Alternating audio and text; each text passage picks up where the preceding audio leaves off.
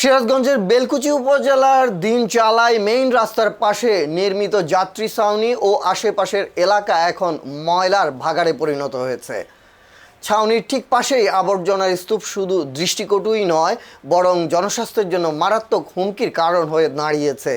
সরেজমিনে দেখা যায় ব্যস্ততম এই রাস্তার পাশে অবস্থিত যাত্রী ছাউনিটি ব্যবহারের অনুপযোগী হয়ে পড়েছে। চারপাশে ছড়িয়ে ছিটিয়ে রয়েছে পলিথিন, প্লাস্টিকের বোতল, খাবারের উচ্ছিষ্ট এবং গৃহস্থালির বিভিন্ন ধরনের বর্জ্য।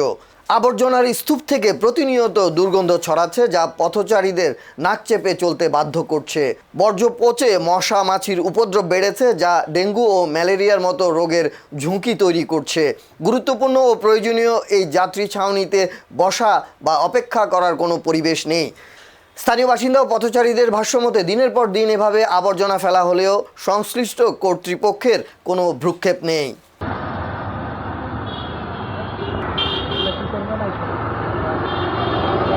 সবার যে প্রশাসক আছে অতি তাড়াতাড়ি এই পাবলিক টয়লেটও উদ্বোধন করবেন বা চালু করবেন। কারেন্ট লাইন নাই, কারেন্ট লাইন দেবেন। রাস্তাঘাটে একজনের পেশাব পায়খানার সমস্যা হলে ধরে ধরে দেখা যায়। আমরা এই জায়গায় স্থানীয় লোক, আমরা সব কিছু দেখি।